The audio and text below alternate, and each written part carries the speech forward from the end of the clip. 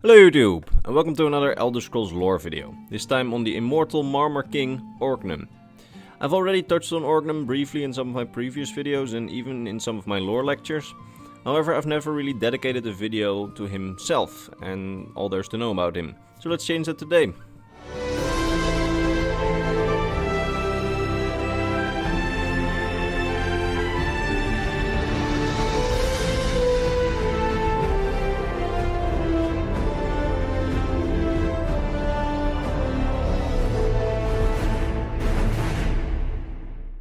So, this video contains some assumptions based on lore that we know, and at the end I even have some slight theories for you. But before I can present those, we will have to go over what confirmed history and in-game rumors that we have. Orgnum's story starts in the early Merethic era, on the mythical continent of Aldmeris. Here, the elven precursor race, the Aldmer, lived in very traditional and religious societies that had expanded itself across the entire continent, until basically all of the land of Aldmeris was one big city, where according to the sources that we have, almost no nature remained. It was here on Aldmeris where Orgnum's story really begins. He was a nobleman, who according to the legends was phenomenally rich. Using his wealth, he garnered followers and funded a large-scale rebellion against the rulers of Aldmeris, presumably in an attempt to overthrow the ruling powers. However, this insurrection failed, and it resulted in him and his followers being rounded up and banished from the continent of Aldmeris to a place far away.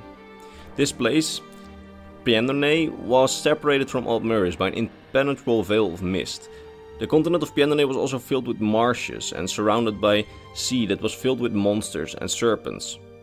However, even though the hardships, Orgnum and his followers built a new society that overcame the hardships of the land and even tamed the sea serpents and used them as mounts of war and even used them for transportation and for guarding.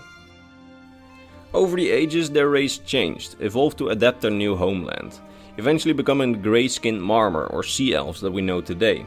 However, as they evolved away from their Aldmeri brethren, they never quite forgave the Aldmer for banishing them from Aldmeris. And throughout history they have raided the Somerset Isles countless times and even attempted to conquer it multiple times, so to wrest it from Aldmer control, or the High Elves, who were considered closest to the Aldmer, and whom they despised for being so close to the Aldmer, who they never forgave for banishing them. However, as the years passed, presumably much in their society changed, but there was one thing that did not change: their leader. The immortal King Orgnum, who not only seemed to be immortal, but also seemed to get more youthful every century. King Orgnum himself led multiple raids and military campaigns against the Somerset Isles, never quite succeeding in his goal of capturing it. Maybe because of his constant failures, and the loyalty of his subjects was beginning to wane, as we know that over the years groups of Marmor split themselves off from their kin. However, by far the most groups remained loyal to King Orgnum over the centuries, allowing him to continue ruling over Piendonay and try to conquer Stad Tamriel and the Somerset Isles. We know that during his rule he underheld foreign relations with at least the province of Elsewhere, as in the Elder Scrolls Online we can find a Marmor embassy on the island of Canarthis Roost south of Elsewhere.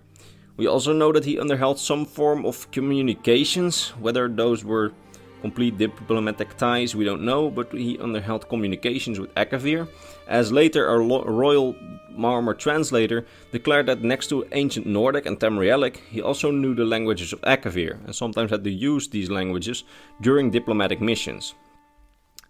During the period of Elder Scrolls Online, we know that Orgnum used the Discord on Tamriel to weaken the Aldmeri Dominion by sending Sea Viper squads to attack many of its territories, and he used diplomatic methods like the embassy that I mentioned before, to try and damage the Dominion. For most of the First and Second Era, this is basically what he did, using small forces and diplomatic means to make life harder for the High Elves. Eventually he even managed to get some foothold in southwest of Tamriel, where some small Marmor villages and forts were established until they got eventually eliminated by the Colovians. The last things that we ever heard from Orgnum and the Marmor was during the Third Era in the year 110, when he and Potema, the Wolf Queen, planned to take over all of Tamriel, making the continent a sort of vassal state to Piendonay under the rule of Empress Potema. He apparently met with and slept with Potema during this meeting, whom he found a great beauty apparently. He even used some strange herbs, or read drugs, with Potema that heightened her pleasure during the lovemaking, but other than him banging Potema, we actually learned some more about him as a person during this documented encounter, like that he is pretty reserved, and like for example that he, like the rest of the Marmor, has blank eyes, which I personally found very curious, as it isn't further explained why he has blank eyes, as he is supposed to be an Altmer. So unless he himself evolved over the years, as in his body evolved over the years, there isn't really any reason for his eyes to be blank, but I will get to that in a bit, as there is a theory on it. After this meeting with Potema, it was agreed that the Marmor would invade Tamriel, as Potema would lead an insurrection against the sitting Emperor.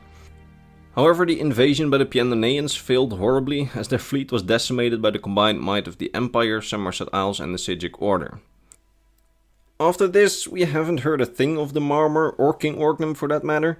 Some people assume that he died during the battle, but others think that he survived and that he's merely biding his time. However, I have a more interesting and maybe a little bit far-fetched theory. You see, in the Elder Scrolls universe we have an artifact named Orgnum's Coffer. It's a coffer that fills itself with gold every day for the wielder. This artifact appeared in the Elder Scrolls Arena and had the description that when Orgnum possessed it back in the Meretic era, the supply of gold was not daily, rather it was limitless. My assumption, which I think I can safely make, is that this very artifact is the cause for Orgnum's incredible wealth while on Aldmeris. However, something that is very curious about this artifact is its origin. For one, we know that the artifact disappears after a good while of spewing money. This leads me to believe that this artifact is in fact a Daedric artifact, as many others have assumed as well, due to its disappearances. And many redditors have assumed that if this is a Daedric artifact, it's probably an artifact from Clavicus Vile. Now, what I'm gonna assume next is highly speculative and it cannot really be taken as fact. But it's interesting to think about at least for me. I personally think that this artifact, in getting it, Orgnum also paid a price to the Daedric Prince. I think that he received it as an old Altmeri nobleman, and then he got cursed by Clavicus Vile to very slowly get younger and younger every moment instead of older. This would explain the statement that he seemed to get younger every century, and it might explain why we haven't seen him around since the Third Era. Maybe he has regressed so far in age that he could no longer get a hold of his empire. Maybe he's a baby now. I mean, who knows? I mean, that would be a bit fast, but maybe a teenager. Now, this is just me connecting a couple of people's theories that I found online, and after reading them, this somehow seemed very logical to me to bind the theories in this way. But do keep in mind that it's just one of the many theories surrounding him, and that it's far from confirmed. As in, it isn't. It's not canon at all. It's just a theory. Another popular theory about Orgnum's immortality is that he possesses different bodies throughout the centuries, meaning that after a couple of hundred years, when the body he uses becomes old and feeble, he just switches to a younger body. This has been speculated as we have examples of Marmor wizards occupying bodies this way, and it would explain the statement that he gets younger every century, as he literally just gets a younger body every century or so. This would make more sense than my theory, as it has more ground. However, I just like my theory more. In the end, neither of them are confirmed. Finally, there's an in-universe statement that he might be the serpent god of the Red Guards, as he tames sea serpents and uses them for guards and mounts. However, the source of this claim has a very dubious track record, which is why I mention it last, even though it's unofficial material. As the writer, or at least the in-universe writer, of this piece has a very bad case of the unreliable narrator problem. So we don't know if we can actually trust this statement.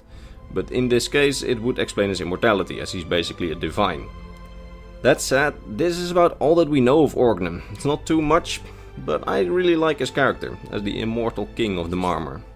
That said, if you like this video, consider sticking around for more Elder Scrolls lore content next Thursday, or consider watching some of my previous videos on the Elder Scrolls lore. I basically have a whole catalog of them at this point, and well, you should just check them out. I even made some more videos on Piendane, on Aldmeris, on the lore lectures of the Meretic era, in which all of them Orgnum appears.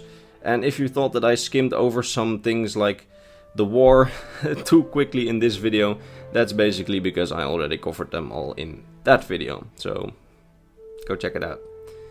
That said, allow me to vocally thank my top patrons Bernardo Bin, Metalloid1v1, Hayden Barnes and Gabriel Bin. You guys, along with the other people here on screen, are the absolute best and make it so that I can keep making these videos every week. That said, it's time for me to sign off, as I will see all of you next week with a new Elder Scrolls lore video. Bye bye.